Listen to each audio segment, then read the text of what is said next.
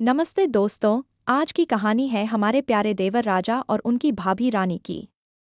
गांव में गर्मी का मौसम था। बिजली कटने की आदत सी हो गई थी। एक रात फिर से लाइट गल। पूरा घर अंधेरे में डूब गया। रानी भाभी किचन में गर्मागर्म रसगुल्ले बना रही थीं। पसीना उनके गले से होता हुआ उस गहरी नेकलाइन वाली साड़ी में कहीं खो जा रहा था। तभी पीछे से आवाज आई, भाभी, मोमबत्ती चाहिए क्या? राजा देवर हाथ में दो लंबी लंबी मोमबत्तियां लिए खड़ा था, मुस्कान शरारती। भाभी ने घूमकर देखा तो सांस रुक सी गई। राजा बिना बनियान के था, सिर्फ लुंगी लपेटे, बदन पर पसीने की चमक। भाभी ने हंसते हुए कहा, अरे देवर जी, मोमबत्ती तो ठीक है, लेकिन जलाने का सामान कहाँ है? राजा ने जेब से माचिस निकालते हुए कहा, सामान तो मेरे पास पूरा है भाभी, बस आप कहो तो जला दूं। दोनों हंस पड़े। भाभी ने मोमबत्ती हाथ में ली, लेकिन गर्मी से हाथ फिसला और मोमबत्ती राजा के सीने पर लग गई। आह! भाभी, ये तो बहुत गर्म है। राजा ने दांत चियारे। भाभी ने शर्माते हुए कहा, सॉरी देवर जी, मैं तो बस चेक कर रही थी कि कितनी मोटी और सख्त है ये। राजा ने आंख मारी, भाभी, आप जिस चीज को छू रही हो ना, वो तो पहले से ही सख्त हो चुकी है। भाभी का चेहरा लाल, पर आंखों में शरारत। वो पास आई और धीरे से बोली, अच्छा, तो फिर चलो, आज रात बुझाने की कोशिश करते हैं। मतलब मोमबत्ती की। फिर दोनों हंसते हंसते लिविंग रूम में आ गए। सोफे पर बैठे।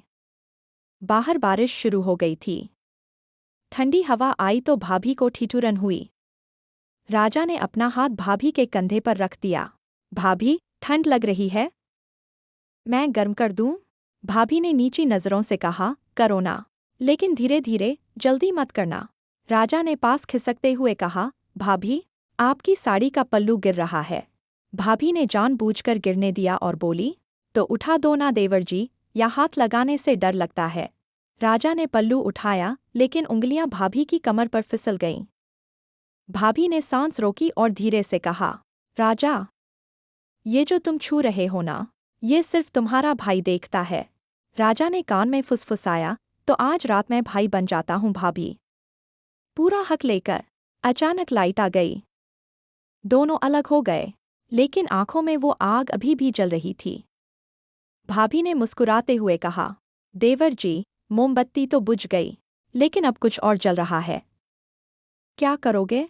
राजा ने शरारती अंदाज में कहा, भाभी, अगली बार लाइट जाएगी ना, तो पूरा सिस्टम ही शॉर्ट सर्किट कर दूंगा। भाभी ने आंख मारी और किचन की ओर चल दी, कमर मटकाते हुए। राजा पीछे पीछे। दिल में ठान लिया कि अगली बार तो पूरा खेल ही खेलेंगे, बिना लाइट के।